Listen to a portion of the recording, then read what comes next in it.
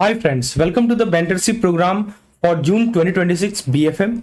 Chapter name is unit number 9. Chapter name is International Financial Service Center. In short we call it IFSC और you can also call it gift city. आइए हम लोग अपने session को शुरुआत करते हैं। हमारा तरीका रहेगा, पहले हम लोग डेफिनेशन, उसके की ideas, formula, one line example और फिर एमसीक्यूज। चलिए शुरुआत करते हैं अपने पहले कंसेप्ट की ओर।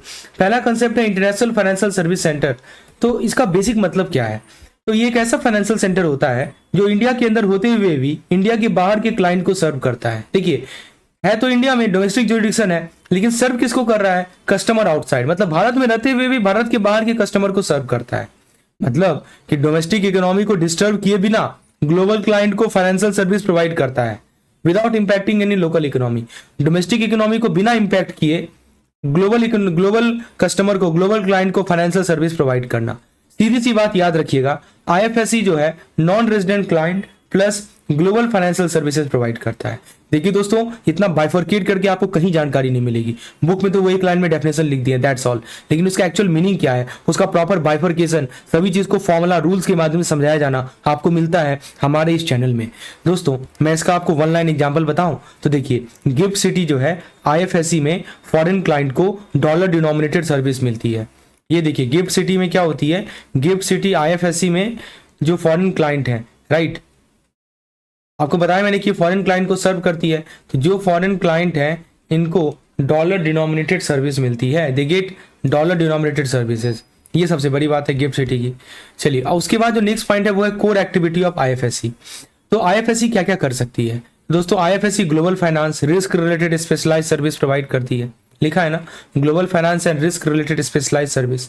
तो आईएफएससी को आप ग्लोबल फाइनेंशियल हब मान सकते हैं, यानी कि वर्ल्ड लेवल की फाइनेंशियल एक्टिविटीज इंडिया के एक स्पेशल जोन में होती है।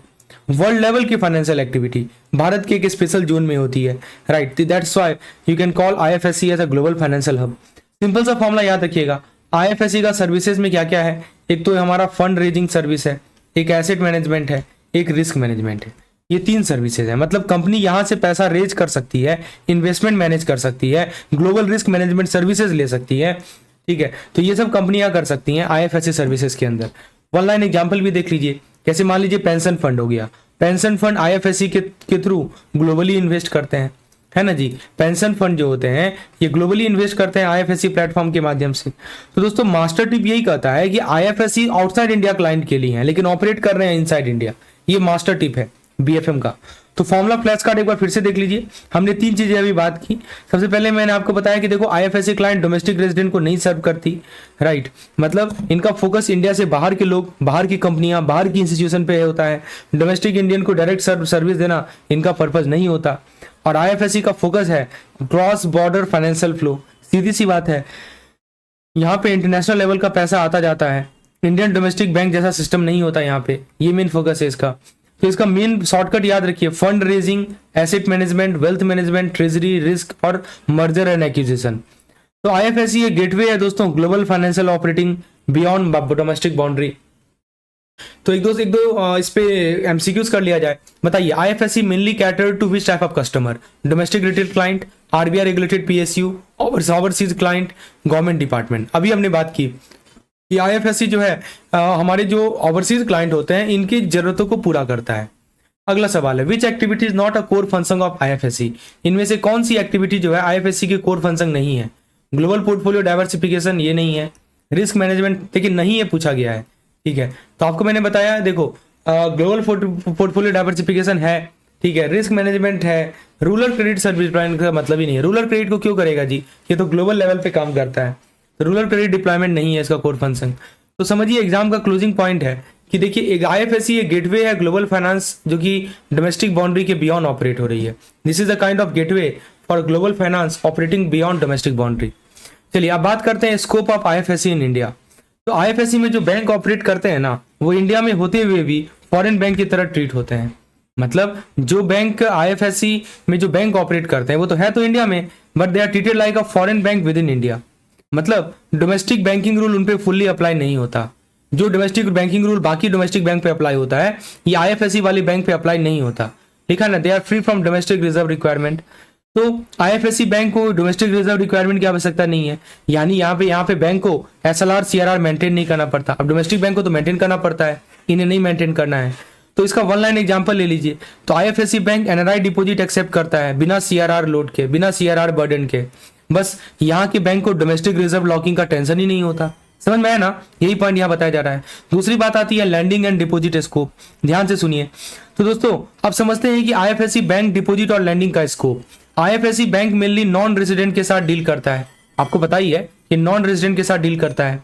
अब नॉन रेजिडेंट में कौन कौन आ सकते हैं? हमारे एनआरआई हो सकते हैं, हमारे फॉरेन कंपनियां हो सकती हैं, हमारे फॉरेन इन्वेस्टर हो सकते हैं, ये सब के सब नॉन रेजिडेंट में हो सकते हैं। NRI, foreign company, foreign resident, foreign investor. तो की आइडिया यही है कि आईएफएससी में जो डिपॉजिट और लोन होता है वो क्रॉस बॉर्डर होता है। लिखा है ना, deposit and loan are cross border in the nature, right. यानी पैसा एक कंट्री से दूसरी कंट्री में मूव हो रहा होता है। तो money moving from, so this is country 1 to country 2, money is moving, right. तो ये आईएफएससी है। तो फॉर्मूला ये रूल यही कहता है कि देखो डिपॉजिट केवल नॉन रेजिडेंट को दिया जाएगा और लोन जो है नॉन रेजिडेंट और रेजिडेंट दोनों को दिया जाता है, लेकिन इंडियन रेजिडेंट को दिया जाता है केवल ट्रेड पर्पज से, समझे। तो जो डिपॉजिट और लोन होता है ना वो क्रॉस बॉर्डर होता है, यानी पैसा एक कंट्री से दूसरी कंट्री में मूव होता है और मेनली नॉन रेजिडेंट के साथ आईएफएससी बैंक डील करती है। तो मास्टर टिप यही कहता है दोस्तों कि deposit from NRI lend to global client, that is the IFSC banking logic, ठीक है। तो डिपॉजिट केवल नॉन रेजिडेंट को, लोन नॉन रेजिडेंट और रेजिडेंट दोनों को मिलता है, लेकिन रेजिडेंट को लोन मिलता है केवल ट्रेडिंग पर्पज के लिए। तो दोस्तों इसका फॉर्मूला फ्लैश कार्ड आपके सामने है, राइट। तो देखिए फॉर्मूला फ्लैश कार्ड क्या कहता है कि आईएफएससी बैंक में फॉरेन, दोस्तों सीआईबी जून 2026 के लिए बहुत ही अफोर्डेबल प्लान आपके सामने मैं प्रस्तुत कर रहा हूं। आपको मिलता है पीडीएफ कोर्स, जिसमें दोस्तों यूनिट वाइज थ्योरी, इस प्रकार के जो पीडीएफ आपको मैं प्रोवाइड कर रहा हूं, एमसीक्यूज का सेपरेट पीडीएफ, केस स्टडीज का separate PDF, previous year question, capsule content, ये सब पीडीएफ कोर्स में मिलता है। उसके बाद मिलता है आपको सीआईबी वीडियोस कोर्स, इंग्लिश में, हिंदी में, complete video explanation, MCQs videos, previous year question videos आपको वीडियो कोर्स में मिलता है। मॉक टेस्ट कोर्स में आपको unit wise mock test, page wise mock test, module wise mock test, full length mock test, सब कुछ आपको मिलता है। और कॉम्प्रिहेंसिव प्लान में ये तीनों चीजें आपको मिलती हैं, प्लस कैप्सूल कंटेंट। और को आपको प्राइस सामने दिख रहा है, और प्लस आपको रिपब्लिक डे पे 30% का डिस्काउंट भी है। तो फ्रेंड्स देर किस बात की, व्हाट्सएप कर सकते हैं इस पर। फ्रेंड्स आइए अब ये जो हमने कंसेप्ट पढ़ा था उस पर एमसीक्यूज अप्लाई करते हैं।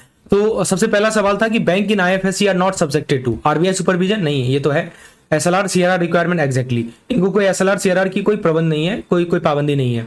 और फिर दोस्तों अगला सवाल है IFSC bank can lend foreign currency loan to resident for, यानी आईएफएससी बैंक जो है फॉरेन करेंसी लोन दे सकते हैं निवासी को, किस पर्पस के लिए? Agriculture, personal consumption, trade transaction, real estate. सही जवाब है ट्रेड ट्रांजेक्शन। मतलब सिंपल सी बात है दोस्तों कि हमारे जो आईएफएससी बैंक हैं ये फॉरेन करेंसी लोन देते हैं, किसको देते हैं जी? रेसिडेंट को देते हैं। किस पर्पस के लिए देते हैं? ट्रेड ट्रांजेक्शन के लिए देते हैं। They can give for trade transaction. Option number C correct है। चलिए आगे बात करते हैं आईएफएससी एंड एसईजेड फ्रेमवर्क। तो दोस्तों आप समझते हैं कि आईएफएससी का एसईजेड से क्या रिलेशन है। तो दोस्तों आईएफएससी को एसईजेड के अंदर सेटअप किया जा सकता है, यानी एक international financial service centre special economic zone का पार्ट बन सकता है। So it can be set up with in an SEZ. अब इसमें की आइडिया यही है कि ये जो एसईजेड होता है, स्पेशल इकोनॉमिक जोन होता है, वो एक रिफॉर्म लेबोरेटरी की तरह होता है। रिफॉर्म लेबोरेटरी का मतलब ये हुआ कि देखो सरकार जो होती है ना वो यहाँ पे न्यू रूल, रिफॉर्म मतलब यही होता है ना, न्यू रूल, ठीक है, न्यू पॉलिसी, नया रूल, नया पॉलिसी, टैक्स रिफॉर्म, राइट, ये सब के सब सरकार ट्राई करती है। और आईएफएससी उन रिफॉर्म का ग्लोबल शोकेस बन जाता है। मैं फिर से बता दूं दोस्तों, यहाँ पे एक वर्ड बहुत इंपॉर्टेंट लिखा है कि एसईजेड एक्ट लाइक अ रिफॉर्म लेबोरेटरी। अब आप बोलिएगा इसका मीनिंग क्या है? इसका मीनिंग बहुत सिंपल है दोस्तों, याद रखिएगा कि जो गवर्नमेंट है वो यहाँ पे एसईजेड में नया रूल, नया पॉलिसी, टैक्स रिफॉर्म ट्राई करती है और आईएफएससी उन रिफॉर्म का ग्लोबल शोकेस बन जाता है, ग्लोबल शोकेस हो जाता है दोस्तों। तो याद रखिएगा फॉर्मूला या रूल यही कहता है कि देखो IFSC approval central government under the SEZ act 2005, यानी जो भी आईएफएससी बनेगा उसका approval central government SEZ act के थ्रू देती है। यानी ऐसे आईएफएससी नहीं बनता, सेंट्रल गवर्नमेंट से अप्रूवल लेना पड़ता है। उसके लिए भी जो एक्ट है वो है हमारा एसईजेड एक्ट 2005। मैं आपको वन लाइन एग्जांपल भी देता हूं कि जैसे मान लीजिए गिफ्ट सिटी एक ऐसा आईएफएससी एसईजेड का के तौर पर ऑपरेट करता है। तो यानी एक ही जगह पे एसईजेड और आईएफएससी दोनों आपको मिलेगा। गिफ्ट सिटी इसका परफेक्ट एग्जांपल है। You get the combo of SEZ and IFSC at the same place and gift city is the perfect example for the same. Now friends, BFM का master tip यही बोलता है कि देखो SEZ जो है वो सैंडबॉक्स है, आईएफएससी जो है शोकेस है। मतलब एसईजेड में आपका रूल टेस्ट होता है, राइट, और आईएफएससी उन रूल को वर्ल्ड को दिखाता है, देखो ये सब रूल है, राइट, ये डिफरेंस है। चलिए अगला कंसेप्ट आता है टैक्स एंड रेगुलेटरी इंसेंटिव। तो सबसे इंटरेस्टिंग पार्ट पे आते हैं जो कि बेस्ड है हमारे टैक्स इंसेंटिव की बात होती है। दोस्तों ऐसा देखिए कि आईएफएससी को ट्रांजैक्शन और पॉलिसी एग्जम्पशंस मिलते हैं। They enjoy transaction exemption as well as policy exemption. अब इसको सिंपल मीनिंग क्या हुआ? इसका सिंपल मीनिंग यही है कि यहाँ की ट्रेडिंग और ट्रांजैक्शन पर काफी टैक्सेस नहीं लगते जो इंडिया के नॉर्मल मार्केट में लगते हैं। इंडिया के नॉर्मल मार्केट में जो टैक्सेस लगते हैं वो यहाँ की ट्रेडिंग, यहाँ की ट्रांजैक्शन पे नहीं लगते। So they enjoy transaction and policy exemption. तो की आइडिया यही कहता है कि ये सारे इंसेंटिव दिए जाते हैं ताकि भारत ग्लोबल फाइनेंस में कॉम्पिटिटिव बन सके, कंपनीज वर्ल्ड लेवल का पैसा मूवमेंट यहीं से करे। तो दोस्तों to build the global competitiveness tax, transaction और पॉलिसी में एग्जम्पशन दिया जाता है। किसे? तो आईएफएससी को दिया जाता है। मतलब यहाँ के ट्रेडिंग और ट्रांजैक्शन पे काफी टैक्सेस नहीं लगते जो कि इंडिया के नॉर्मल मार्केट में लगते हैं। तो इसका फॉर्मूला या रूल यही कहता है कि जो आपने एसटीटी का नाम सुना होगा, राइट, सिक्योरिटी ट्रांजैक्शन टैक्स, वो इस पे छूट मिलती है under section 98 of the finance act 2004। मतलब सिक्योरिटी ट्रांजैक्शन टैक्स पे छूट मिलती है section 98 of the finance act. यानी आईएफएससी में की गई ट्रेड पर सिक्योरिटी ट्रांजैक्शन टैक्स आपको नहीं देना पड़ता। आईएफएससी में जब भी आप ट्रेडिंग करेंगे, राइट, ट्रेडिंग तो करना अलाउड है ना जी, इस पे आपको एसटीटी नहीं देना पड़ता। You don't need to give STT, security transaction tax नहीं लगता। तो इसका एग्जांपल भी देख लीजिए कि जैसे मान लीजिए नॉन रेजिडेंट है, वो आईएफएससी के थ्रू ट्रेड करेगा तो कोई एसटीटी नहीं देना है। इसीलिए फॉरेन क्लाइंट आईएफएससी को प्रीफर करते हैं क्योंकि उनकी खर्चा कम हो जाती है, टैक्स नहीं भरना पड़ता क्योंकि लो कॉस्ट है और एफिशिएंसी भी काफी हायर है, right. Because of these two reasons, you know, this look most attractive for the foreign investor because these carry no security transaction tax. चलिए मैं आपको फॉर्मूला फ्लैश कार्ड बता देता हूं। दोस्तों हमने क्या देखा? आईएफएससी का पर्पस देखा। आईएफएससी का दो पर्पस देखा, एक तो ग्लोबल कनेक्ट करता है और इंडियन इकोनॉमी। मतलब आईएफएससी का मेन काम है इंडिया को ग्लोबल फाइनेंस वर्ल्ड से जोड़ना। भारत को किससे जोड़ना जी? भारत को जोड़ना ग्लोबल फाइनेंस वर्ल्ड से। यही तो इसका मेन फायदा है। और दोस्तों बिना डोमेस्टिक इकोनॉमी को डिस्टर्ब किए हम इंडियन इकोनॉमी को जरा सा भी छेड़छाड़ नहीं करते और ग्लोबल इकोनॉमी के साथ भारतीय इकोनॉमी को कनेक्ट करते हैं, जोड़ते हैं। और फिर हमने देखा कि जो हमारे स्पेशल इकोनॉमिक जोन होते हैं और ये आईएफएससी एक फाइनेंशियल रिफॉर्म टेस्टिंग ग्राउंड है। मतलब एसईजेड एक टेस्टिंग जोन है जहां पे नए फाइनेंशियल रिफॉर्म ट्राई होते हैं और आईएफएससी उन रिफॉर्म को ग्लोबल लेवल पर शोकेस करता है। एसईजेड क्या है जी? जो नए नए रिफॉर्म है वो कहाँ टेस्ट किए जाते हैं? एसईजेड में टेस्ट किए जाते हैं और आईएफएससी उस एसईजेड का पार्ट बनकर उसी चीज को ग्लोबल लेवल पे शोकेस करता है कि देखो हमारे यहाँ कितनी बड़ी बड़ी चीजें टेस्ट की जा रही हैं। तो मेमोरी ट्रिक यही बोलता है, पहले टेस्ट करो, यानी एसईजेड में रिफॉर्म टेस्ट करो, फिर रोल करो, आईएफएससी में अप्लाई करो, फिर स्केल करो। इंडिया में नेशन वाइड रोल आउट होता है। मतलब बस ये 3 वर्ड याद रख लीजिए, पूरा कंसेप्ट याद हो जाएगा। Test in SEZ, roll reform, scale nationally. तो दोस्तों आई होप ये समझ में आ गया होगा। अब दोस्तों इस पे कुछ कंसेप्ट में अप्लाई करते हैं, क्वेश्चन में अप्लाई करते हैं कंसेप्ट को। पहला सवाल है आईएफएससी को अलाउ किया गया एसईजेड के अंदर कौन से लॉ में? RBI act, FEMA act, SEZ act, companies act. इसका सही जवाब है दोस्तों, आप सही सोच रहे हैं। The correct answer is SEZ act. अगला सवाल है which tax is exempted for non resident trading via IFSC. तो मान लीजिए कोई नॉन रेजिडेंट है जो कि आईएफएससी के माध्यम से ट्रेड कर रहे हैं, तो उनको कौन से टैक्स से छूट मिलता है? तो उनको छूट मिलता है दोस्तों एसटीटी से, यानी सिक्योरिटी ट्रांजैक्शन टैक्स से छूट मिलता है। तो एग्जाम का फैक्ट बॉक्स देख लीजिए, तो ये बॉक्स एग्जाम में ऑलमोस्ट गारंटेड क्वेश्चन देता है। पहला बताया आपको लोकेशन, कहाँ पे आईएफएससी लोकेटेड है? गांधीनगर गुजरात में। कब से ऑपरेशनल है? 5 दिसंबर 2019 से। पार्टिसिपेंट कौन कौन होते हैं? 225 कंपनियां हैं, 3 पब्लिक सेक्टर बैंक है और 9 प्राइवेट बैंक है और 3 एमएनसीज बैंक है, राइट। तो ये नंबर फैक्ट बेस्ड है, एग्जाम में डायरेक्ट स्टेटमेंट टाइप में आ सकता है। तो 1 लाइन एग्जाम रिवीजन याद रखिए, IFSC in India global banking freedom with in a regulated SEZ framework, यानी ग्लोबल ऑर्गेनाइज ऑपरेशन पर एसईजेड के स्ट्रिक्ट रेगुलेटरी फ्रेमवर्क के अंदर, स्पेशल इकोनॉमिक जोन के स्ट्रिक्ट रेगुलेटरी फ्रेमवर्क के अंदर काम करता है। चलिए आगे बात करते हैं opportunity at the gift centre. तो दोस्तों सबसे पहले देखिए गिफ्ट सिटी इंडिया का ग्लोबल फाइनेंशियल गेटवे है आईएफएससी के थ्रू। तो गिफ्ट सिटी क्या है दोस्तों, हम गिफ्ट सिटी की बात कर रहे हैं तो एक गेटवे है, फाइनेंशियल गेटवे है, ग्लोबल फाइनेंशियल गेटवे है। किसके माध्यम से? आईएफएससी के माध्यम से। ये इंडिया को directly globe finance, globe market और ग्लोबल मार्केट और इंटरनेशनल सर्विस से जोड़ता है। कौन जोड़ता है? Gift city. जैसे ये हमारा इंडिया है और यहाँ पे हमारा गिफ्ट सिटी है और यहाँ पे हमारा ग्लोब है, तो ये गिफ्ट सिटी इंडिया को लिंक कर रहा है ग्लोबल मार्केट से, और हेल्प किसका ले रहा है? आईएफएससी का हेल्प ले रहा है। तो देखिए मेमोरी, मैं माइंड मैप इसलिए बनाता हूँ ना, आपके दिमाग में छप जाएगा ये चीज, कभी नहीं भूलिएगा। जहां जरूरत हो माइंड मैप, जहां जरूरत हो डेफिनेशन, जहां जरूरत हो फॉर्मूला, सभी चीजें आपको पूरा बीएफएम क्लियर होगा ही होगा यदि आप इस तरह की चीजों को समझते हैं। तो कंप्लीट बीएफएम का तोड़ है, निचोड़ है दोस्तों। और साथ ही साथ आपको मिलता है हमारा केस स्टडी का सेपरेट वीडियोस, जिसमें दोस्तों इन सभी चीज पे जो केस स्टडी पूछे जाते हैं उसको प्रॉपरली एक्सप्लेन किया जाता है। चलिए आगे बात करते हैं की आइडियाज की। तो गिफ्ट सिटी इंडिया को इंटरनेशनल कैपिटल और ग्लोबल सर्विसेज से कनेक्ट करता है। मैं बार बार रिपीट कर रहा हूं ये बात, मतलब कि foreign investment, global fund, foreign institution, सबको यहाँ एक सिंगल प्लेटफॉर्म मिल जाता है। तो दोस्तों फॉर्मुला या रूल यही कहता है कि देखो गिफ्ट सिटी मतलब domestic base and global access. India में बेस रहेगा पर एक्सेस पूरा ग्लोबल नेटवर्क का है।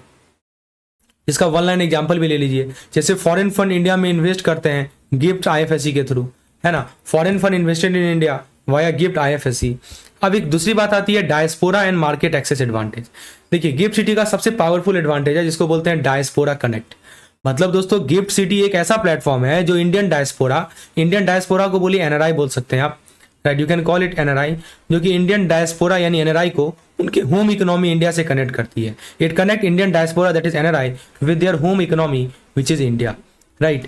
की आइडिया यही है दोस्तों, इंडिया के पास 30 मिलियन एनआरआई हैं जिनकी combined net worth approx 3 trillion dollar के आसपास है। गिफ्ट सिटी उनका कैपिटल इंडिया तक स्मूथली लाने का एक क्लीन चैनल प्रोवाइड करता है। उनका जो कैपिटल है, डायस्पोरा का जो कैपिटल है, वो इंडियन इकोनॉमी के तक लाने का आईएफएससी जो है एक क्लीन चैनल प्रोवाइड करता है। गिफ्ट सिटी एक क्लीन चैनल प्रोवाइड करता है, डायस्पोरा के कैपिटल को इंडिया के इकोनॉमी से जोड़ता है। ठीक है दोस्तों, तो फॉर्मूला या रूल यही कहता है कि डायस्पोरा मतलब एनआरआई का पैसा आईएफएससी के थ्रू इंडिया के ग्रोथ में कन्वर्ट हो सकता है। तो वन लाइन एग्जाम्पल भी दिया हुआ है, एक एनआरआई आईएफएससी फंड रूट के थ्रू इंडिया में निवेश करते हैं। यहाँ पे खर्चा कम हो जाती है, कॉम्प्लायंस सिंपल होती है, इसीलिए इन्वेस्टमेंट फ्लो आसान है। आपको मैंने बोला था ना एसटीटी पे सिक्योरिटी ट्रांजैक्शन टैक्स 0 कर दिया गया है, तो ये अट्रैक्ट करता है एनआरआई को कि वो भारत के आईएफएससी के माध्यम से इन्वेस्टमेंट करें। तो मास्टर टिप यही कहता है दोस्तों कि गिफ्ट सिटी ग्लोबल मनी को इंडियन ग्रोथ पावर में कन्वर्ट करता है। इस लाइन में पूरा कंसेप्ट अनलॉक है। अब दोस्तों एक बार रिकॉल कर लेते हैं हमने क्या क्या पढ़ा। पहला मैंने आपको एक फॉर्मूला बताया कि देखो आईएफएससी में याद रखिएगा इनबाउंड है प्लस आउटबाउंड गेटवे है, कॉस्ट एडवांटेज मिलता है, ग्लोबल स्टैंडर्ड है, ये गिफ्ट सिटी का सबसे बड़ा फायदा है, तो ये ध्यान रखिएगा। तो एक दो सवाल कर लेते हैं। GIFT City provide access to which major capital source? Only domestic saving? नहीं। Reserve RBI reserve? नहीं। Indian diaspora wealth? एग्जैक्टली। तो ये गिफ्ट सिटी जो है आपको मेजर कैपिटल सोर्स प्रोवाइड करता है जो कि होता है इंडिया डायस्पोरा वेल्थ, या आप ऐसे भी बोल सकते हैं कि भारत के जो एनआरआई हैं इनका वेल्थ का आपको कनेक्शन प्रोवाइड करता है, एक्सेस प्रोवाइड करता है। अगला सवाल है गिफ्ट सिटी को कैसे डिस्क्राइब करते हैं? Domestic retail banking zone? नहीं। Retail financial hub? नहीं। Inbound and outbound financial gateway? Exactly, C number correct है। चलिए आगे बात करते हैं होलसेल बैंकिंग अपॉर्चुनिटी, बहुत इंपॉर्टेंट कंसेप्ट है दोस्तों, समझने का प्रयास कीजिएगा। देखिए होलसेल बैंकिंग का मतलब ये होता है कि large value cross border banking service. नाम में लिखा हुआ है, यहाँ देखिए फुल फॉर्म में लिखा हुआ है, मतलब छोटी सेविंग अकाउंट नहीं, बड़े बड़े लेवल के इंटरनेशनल ट्रांजेक्शन, समझे। तो जो हमारे लार्ज लेवल इंटरनेशनल ट्रांजेक्शन होते हैं ना, राइट, वो आते हैं हमारे। हम लोग बात कर रहे हैं होलसेल बैंकिंग अपॉर्चुनिटी की। तो दोस्तों यहाँ पे की आइडिया यही है कि ये सेगमेंट डायरेक्टली ग्लोबल ट्रेड और इंटरनेशनल फंडिंग को सपोर्ट करता है। It support global trade and international funding, मतलब कॉर्पोरेट, मल्टीनेशनल, एक्सपोर्टर, इंपोर्टर, सब के लिए ये पावर हाउस जोन है। चाहे वो कॉर्पोरेट हो, चाहे वो हमारे मल्टीनेशनल हो, एमएनसीज हो, या वो एक्सपोर्टर हो, सब के लिए एक पावर हाउस जोन है। तो इसका फॉर्मूला या रूल यही है, आप इसको ऐसे याद रख सकते हैं कि देखो होलसेल आईएफएससी जो होते हैं उसमें ईसीबी भी आता है, एक्सटर्नल कमर्शियल बोरोइंग भी आता है, प्लस ट्रेड आता है, इंपोर्ट एक्सपोर्ट फाइनेंस भी होता है, प्लस लीजिंग होता है, यानी एयरक्राफ्ट, शिप, इक्विपमेंट लीजिंग होता है। यहाँ से कंपनी ग्लोबल करेंसी में फंड रेज करती है और लार्ज स्केल एसेट लीज करती है। कहाँ से जी? होलसेल आईएफएससी से। होलसेल आईएफएससी से जो हमारे कंपनियां होती है ना, वो ग्लोबल करेंसी में फंड रेज करती हैं। मतलब ग्लोबल करेंसी का मतलब जानते ही हैं, डॉलर, यूरो, जापानीज येन, इसमें फंड रेज करती हैं ईसीबी के माध्यम से, ट्रेड के माध्यम से, राइट, और लार्ज स्केल एसेट लीज करती हैं। तो इसका मैं आपको वन लाइन एग्जांपल बताता हूँ। जैसे मान लीजिए aircraft leasing finance by GIFT City, मतलब इसी वजह से इंडिया को आयरलैंड जैसे लीजिंग हब का अल्टरनेटिव मिल रहा है ना। तो एयरक्राफ्ट लीजिंग फाइनेंस किया गया गिफ्ट सिटी के माध्यम से, तो भारत को आयरलैंड जैसी लीजिंग हब का अल्टरनेटिव मिल रहा है। तो ये सबसे बेस्ट तरीका है, इसको बोलते हैं होलसेल बैंकिंग का कंसेप्ट, राइट। तो होलसेल बैंकिंग तो समझ में आ ही गया आपको कि ये basically large value cross border banking service है, ठीक है। ग्लोबल ट्रेड, इंटरनेशनल फंडिंग को सपोर्ट करता है, कॉर्पोरेट, एमएनसीज, एक्सपोर्टर, इंपोर्टर सबके लिए पावर हाउस। अब दूसरा कंसेप्ट आता है कैपिटल मार्केट अपॉर्चुनिटी। देखिए ये दूसरा मेजर सेगमेंट होता है कैपिटल मार्केट। आईएफएससी एक ग्लोबल इन्वेस्टमेंट और फंड रेजिंग प्लेटफॉर्म है। आपको मैंने बार बार बताया कि ये ग्लोबल इन्वेस्टमेंट, ग्लोबली भी इन्वेस्ट कर सकते हैं आप, फंड रेज कर सकते हैं, इन्वेस्ट ही नहीं आप फंड भी रेज कर सकते हैं, जिसमें फॉरेन इन्वेस्टर, फंड, इंस्टीट्यूशन सबको एक रेगुलेटेड ऑफशोर स्टाइल मार्केट यहाँ मिलता है, right. It enable offshore style market. तो की आइडिया यही है कि देखो चाहे वो फॉरेन इन्वेस्टर हो, फंड हो, इंस्टीट्यूशन हो, सबको एक रेगुलेटेड ऑफशोर स्टाइल मार्केट मिलता है। की आइडिया क्या है, IFSC exchange offshore trading enable करते हैं। It enable offshore trading. What is the meaning of this offshore trading? इसका मतलब कि फॉरेन इन्वेस्टर भारत के रेगुलेटेड ऑफशोर जोन में डेरिवेटिव, कमोडिटी, इंडिसेस सब ट्रेड कर सकते हैं।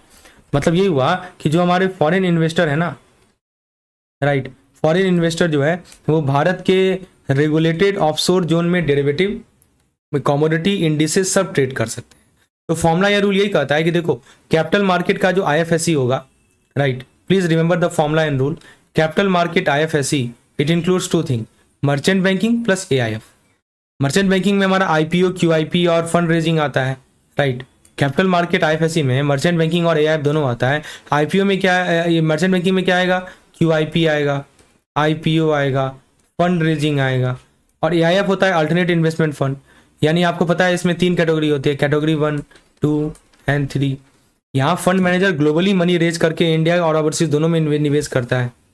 जो फंड मैनेजर है वो ग्लोबली रेज करता है पैसा और इंडिया और ओवरसीज दोनों में निवेश करता है। तो मैं आपको वन लाइन एग्जांपल दे देता हूँ। जैसे फॉरेन इन्वेस्टर है वो आईएफएससी एक्सचेंज पर डेरिवेटिव ट्रेड करते हैं, तो कैपिटल मार्केट आईएफएससी होता है, होलसेल मार्केट आईएफएससी होता है। कैपिटल मार्केट में मर्चेंट बैंकिंग प्लस एआईएफ दोनों का फायदा मिलता है,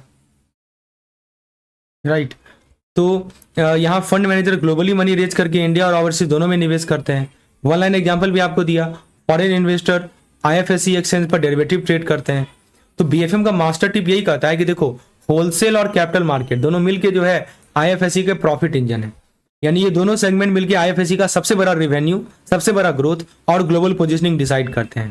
कैपिटल मार्केट ने बताया merchant banking, QIP, IPO fund, AIF alternate investment fund, category 1, category 2, category 3। और होलसेल बैंकिंग में हमने देखा ही ऊपर, ठीक है, ECB, trade, leasing etcetera. Friends आगे के जो कंटेंट है ये आपको पेड कोर्स में मिलेगा, तो आप हमारे पेड कोर्स में इनरोल हो सकते हैं। विशेष जानकारी के लिए मुझे व्हाट्सएप कर सकते हैं। इसी प्रकार से सिंपल भाषा के माध्यम से कहानी स्टाइल में आपको चीजें समझाई जाती हैं। मिलते हैं पार्ट 2।